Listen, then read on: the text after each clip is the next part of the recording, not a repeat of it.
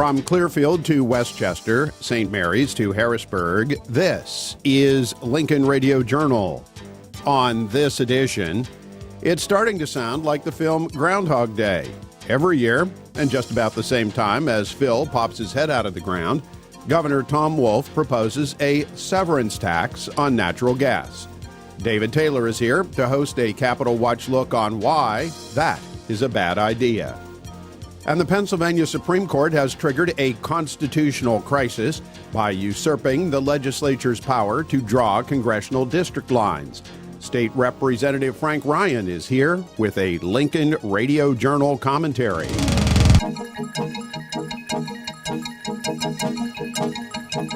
I'm Loman Henry, and welcome to Lincoln Radio Journal. We'll get to our Capitol Watch crew in just a couple of minutes, but first, news headlines from PATownHall.com.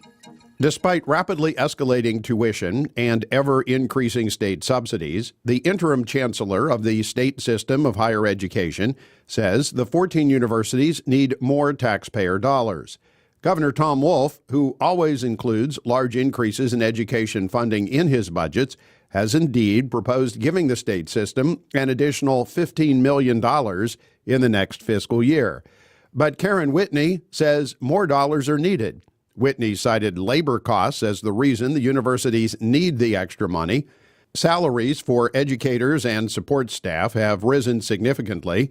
Many lawmakers oppose the additional expenditure, pointing out there is no evidence the dramatic pay hikes have resulted in improving the quality of education. Pennsylvania's new court-imposed congressional district map has scrambled plans for incumbents and first-time candidates alike. Should the plan survive a Republican challenge in the federal courts, candidates who have spent months or years building campaigns in the old districts now find themselves in new territory. A prime example is in the suburban Pittsburgh area, where Republican Rick Saccone and Democrat Connor Lamb are vying in a March special election for the seat vacated by former Congressman Tim Murphy, who was caught up in a scandal. Since they are running to fill the remainder of Murphy's term, the winner will serve that district until the end of the year. But under the new map, neither Saccone nor Lamb will reside in that district. Saccone has been redistricted into a City of Pittsburgh-based district now represented by Congressman Mike Doyle, while Lamb finds himself in a district now held by Congressman Keith Rothfuss. Meanwhile, the newly created 14th Congressional District, which includes all or part of 4 counties tucked in the southwestern corner of the state, it's now open with no resident incumbent congressman or previously active candidate. All of this could change, however, if the federal courts intervene. Read about these stories and more at the all-new PATownHall.com. In an effort to fund his spending agenda, Governor Tom Wolf is again looking to place yet another layer of taxation on Marcellus shale drillers. The shale industry has been one of the fastest growing in the state and has generated thousands of new jobs. The governor wants to jeopardize all of that by enacting a punitive severance tax. Our Capitol Watch crew is here to discuss the issue. Joining host David Taylor of the Pennsylvania Manufacturers Association is Kevin Sunday from the Pennsylvania Chamber of Business and Industry and Matt Briette from the Commonwealth Partners Chamber of Entrepreneurs. David? And welcome once again to Capitol Watch, where we keep an eye on what's happening under the Capitol Dome in Harrisburg for you. I'm your host, David Taylor, President and CEO of the Pennsylvania Manufacturers Association. With me in the studio, my pal Matt Briette, President and CEO of the Commonwealth Partners, the Chamber of Entrepreneurs. Matt, thanks for being on the show. Hey, good to be with you, David. Well, and in the studio also, our special guest today, we have Kevin Sunday, the Director of Government Affairs for the Pennsylvania Chamber of Business and Industry. Kevin, thanks for joining us. You bet. It's an honor. So Kevin, we wanted to bring you in here to showcase you and a recent commentary that you authored, but to give the listeners some background that you were responding to a commentary, and Matt, do you want to give an overview of exactly what it is that was put out into the public square? Yeah, so someone who writes for the Penn Live, a columnist there who works out of Triad Strategies, which is a Harrisburg lobbying firm predominantly for government unions and other folks that I call the takers, while you guys at the Chamber and Manufacturers Association represent the makers. These people represent the takers. And she wrote a column called "Lawmakers Are Out of Excuses, Pass the Severance Tax," and then proceeded to really just perpetuate the myths that are out there about the severance tax. So, but inadvertently, it's a kind of public service that she provided, because it's a catalog of all the untruths in one place. It is. It just jumps from one to the next, to the next, to the next. And I thought Kevin had a fantastic response. And fortunately, the Patriot News, or the Penn Live, published that response, and knocking down all of these myths that are out there. Of course, Kevin, the one that's always trotted out that Kirsten Snow said in this is, Pennsylvania is the only state in the nation that does not tax the sale of its natural resources, and the only one, which she underscored. Truth or myth? This one gets 4 Pinocchios.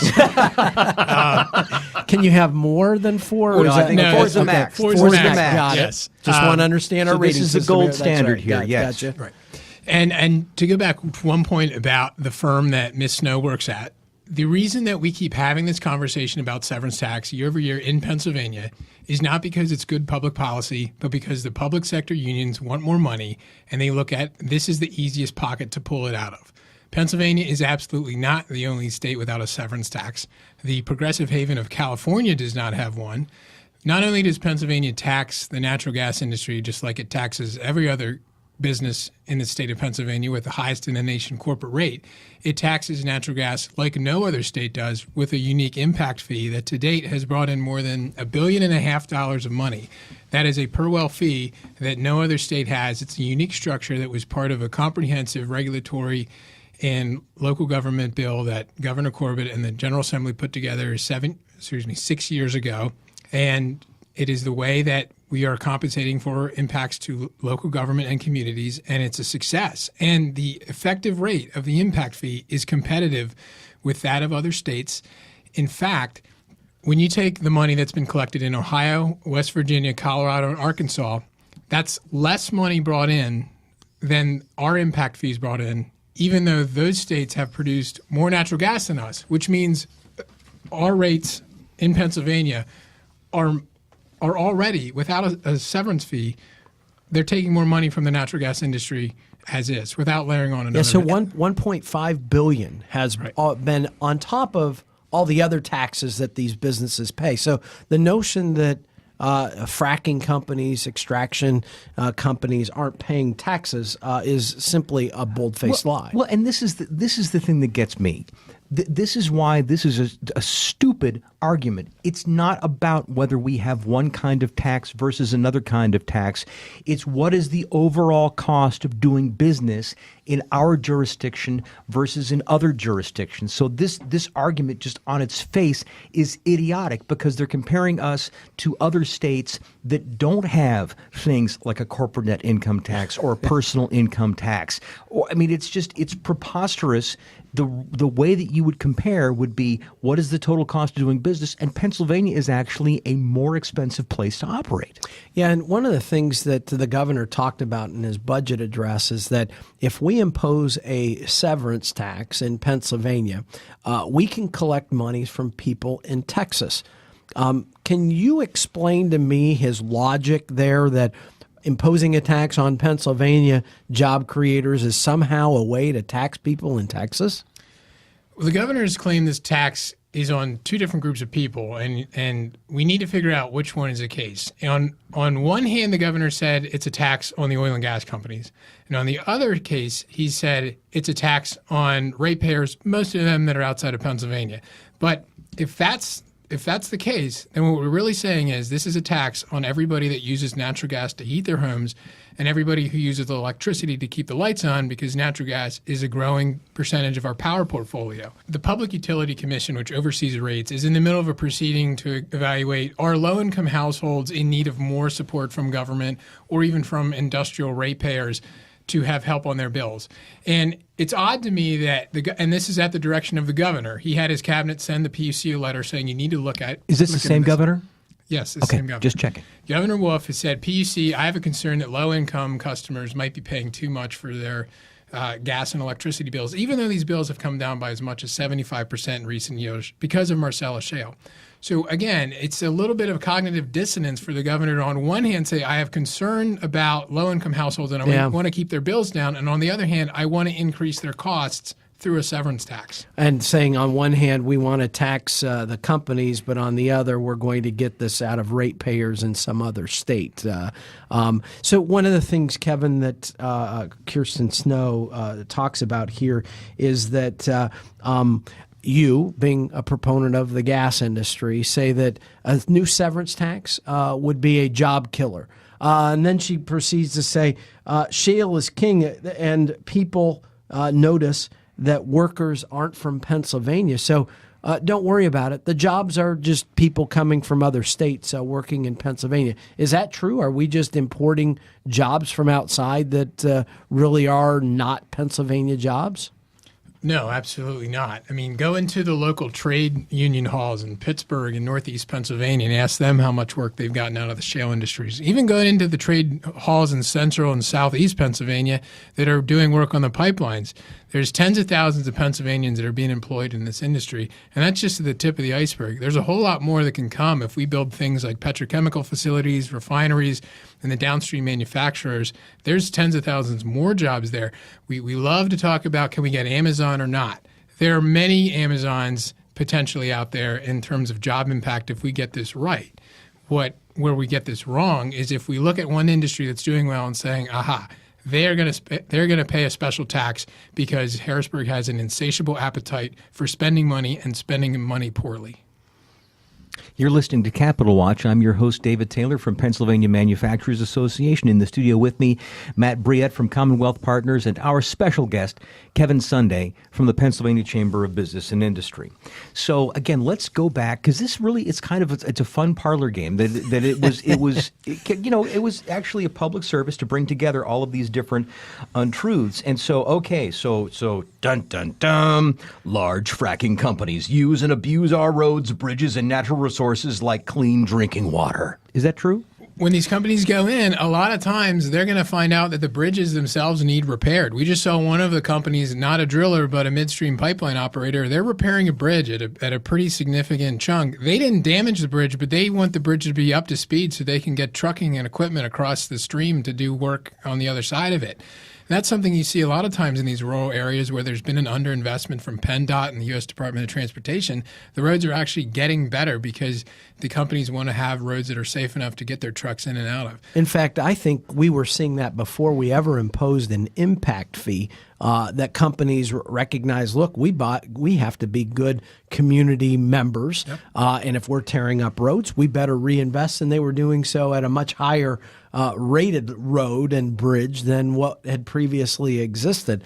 So the notion that they are just tearing up roads and, destroying natural resources like clean drinking water, is ludicrous. And isn't the impact fee in part going to PennDOT and the other state agencies that are responsible for compensating the communities for the impact of the industrial activity? Yeah, and again, I can't say this number enough. $1.5 billion.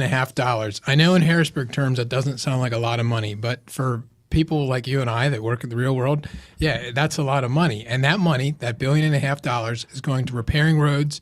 It's going to land conservation, preservation. It's going to improving wastewater and public water infrastructure.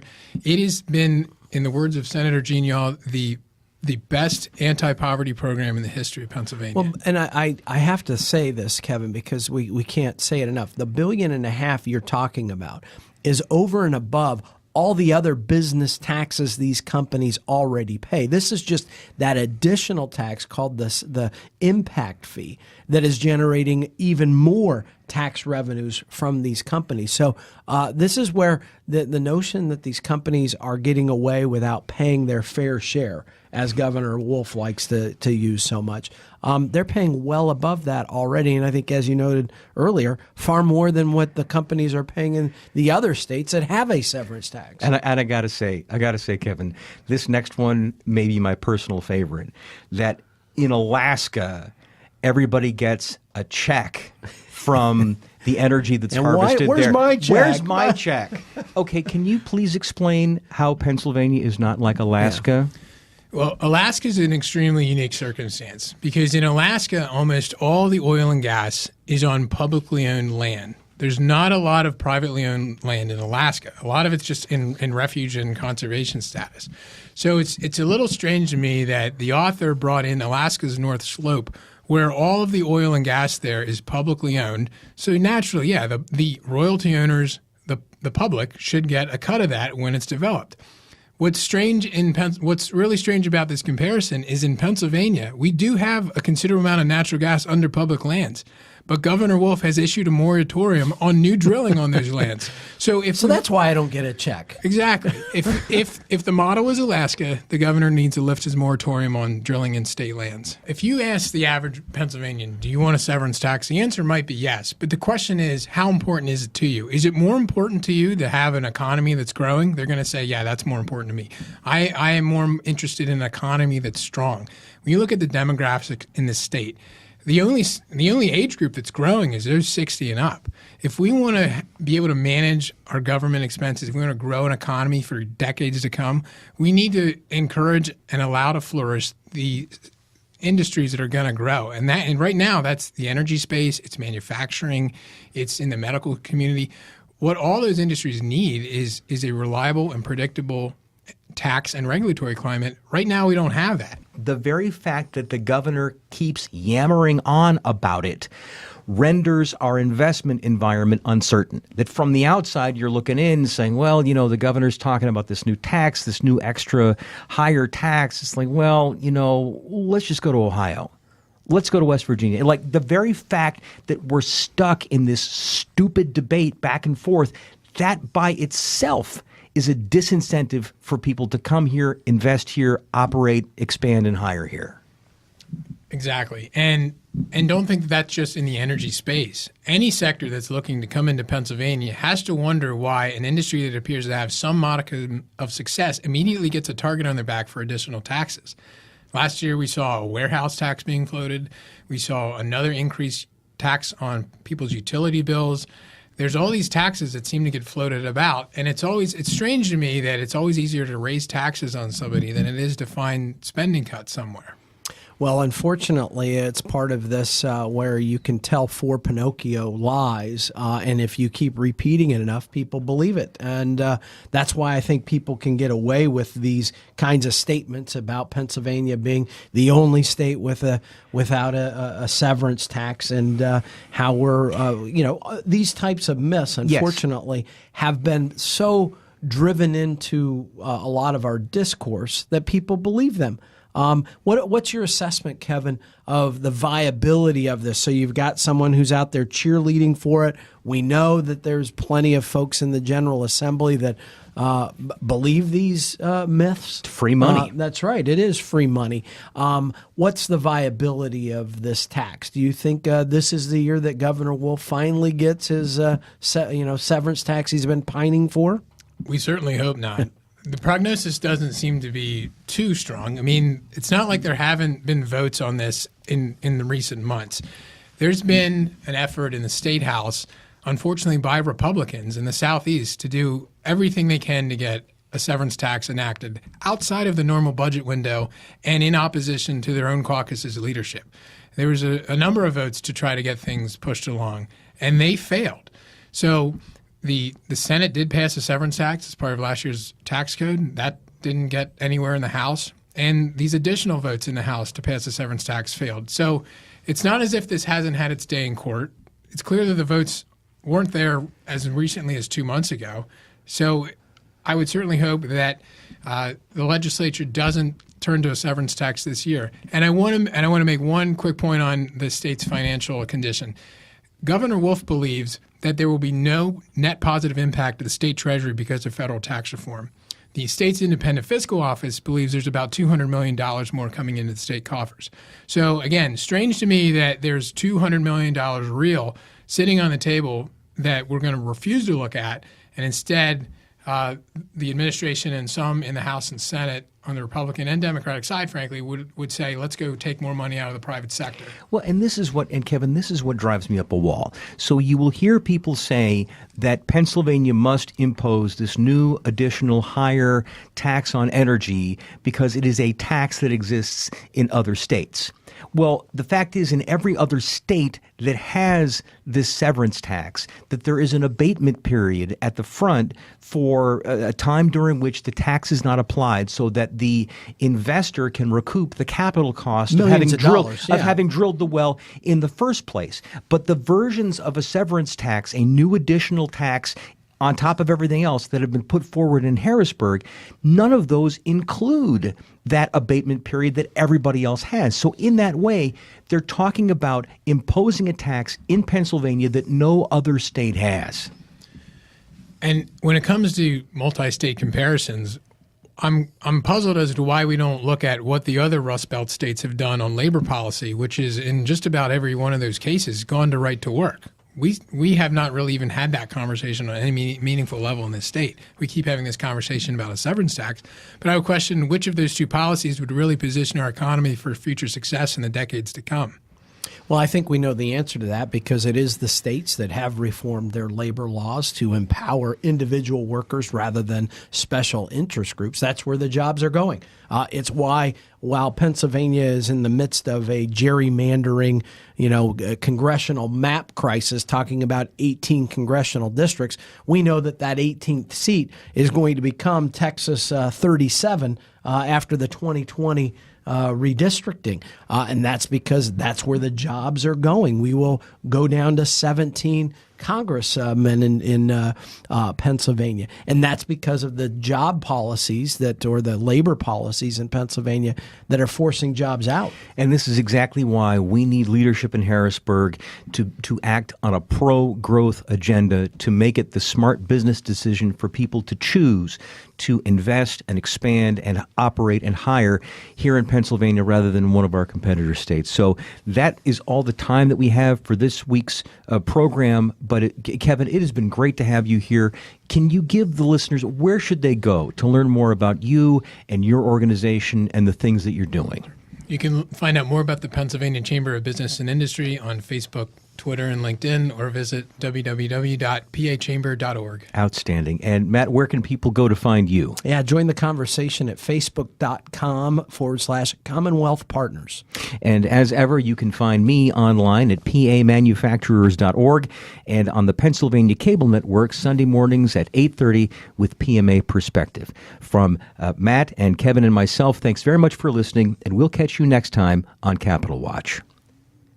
And now, a Lincoln Radio commentary from State Representative Frank Ryan. In a repeat to Pennsylvania's extraordinary role in the 2016 presidential election, this year Pennsylvania will become the center of one of the greatest constitutional challenges and events in our nation's most recent history. At stake may be the entire U.S. Congress balance of power between Democrats and Republicans. Democrats in PA are attempting to do through the courts what they were not able to do at the ballot box. They are assuming that the entire woes of their cause are due to redistricting and not due to failed policies repudiated by the electorate. Trump's stunning statewide victory in Pennsylvania in 2016 had absolutely nothing to do with gerrymandering.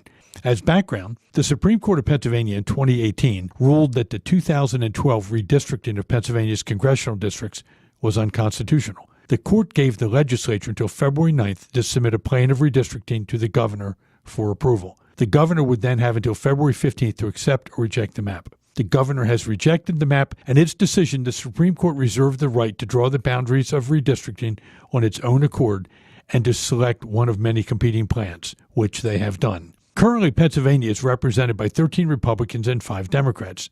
The governor's perspective is that it is fairer to have approximately equal representation of Democrats and Republicans, despite extreme clustering of Democrats in Philadelphia, Pittsburgh, and other cities. The Commonwealth has been known for decades to have a very conservative T of the state in which the anchor cities in the Southeast and Southwest provide traditionally solid support for a more liberal agenda. The current map is without a doubt unusual, and most can understand the reasons behind the court challenge. The map does not look normal due to the lines drawn, and so there were legal challenges to reverse it in 2017. The lawsuit, however, occurred predominantly after President Trump was elected. These same maps were approved by the Supreme Court of Pennsylvania in 2013, which found them to be constitutional. In the period since 2013, and especially after the 2016 election of Donald Trump as president, the money spent to sway the Supreme Court has been staggering. 3 Democrat Supreme Court justices won election in November 2015, thereby giving the court a balance of 5 Democrats and 2 Republicans.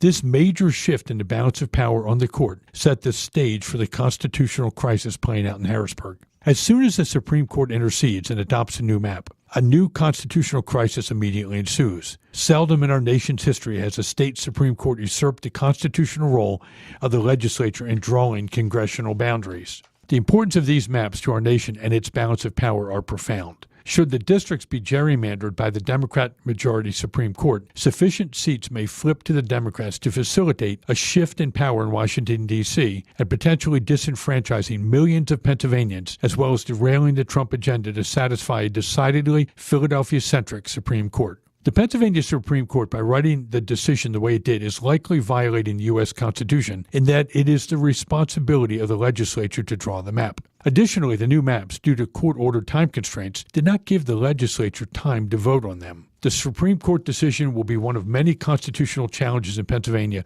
in the weeks ahead. It is likely that there will be a petition to the U.S. Supreme Court to vacate the decision of the Pennsylvania Supreme Court, further delaying the primary election for our Congress. It is also likely that there will be a move to impeach the Supreme Court justices engaged in any redistricting without the legislature's approval. Regardless, none of these outcomes are helpful, but once again, Pennsylvania will be playing a pivotal role in our nation's history in the days ahead. The damage to our republic when the judiciary not only legislates from the bench, but now shifts elections from the bench, makes the interference by Russians pale in comparison. The future of our republic in rebuilding our nation will be decided shortly. The impact of shifting an election agenda by the judiciary is mind-boggling at best. This is Frank Ryan. If you miss hearing Lincoln Radio Journal on your favorite radio station, audio of our complete program is available on our websites, LincolnRadioJournal.com and LincolnInstitute.org. For 23 years, Lincoln Radio Journal has been heard on public affairs-minded radio stations throughout the Commonwealth. They include WWBE-FM and WFYY-FM in Selinsgrove, along with WISL-AM in Shamokin, Pennsylvania. The Pennsylvania Leadership Conference this year will be held April 6th and 7th at the Radisson Penn Harris Convention Center in Camp Hill. The Pennsylvania Leadership Conference is the premier conservative event each year here in the Keystone State. This year's featured dinner speaker will be Fox News contributor Byron York. There will be a wide array of speakers, including former U.S. Senator Tom Coburn, along with issue panels and workshops. You can get complete information and register for this year's Pennsylvania Leadership Conference at paleadershipconference.org. The Lincoln Radio Journal is produced weekly by the Lincoln Institute of Public Opinion Research, Incorporated. The Lincoln Institute is completely funded through the generosity of individuals, corporations, and philanthropic foundations, including the Pennsylvania Manufacturers Association, the Allegheny Foundation of Pittsburgh, the Houston Foundation of Coatesville, and the Worrell Foundation of Carlisle, all of whom have helped to underwrite the costs of this program. Lincoln Radio Journal is a trademark of the Lincoln Institute of Public Opinion Research, Incorporated. Comments and opinions expressed on this program are those of the guests and do not necessarily reflect the views of the Lincoln Institute or of this radio station. From the Lincoln Broadcast Center in Harrisburg, I'm Loman Henry. Thank you for listening to Pennsylvania's most widely broadcast public affairs radio program, Lincoln Radio Journal. Plug into the pulse of Pennsylvania.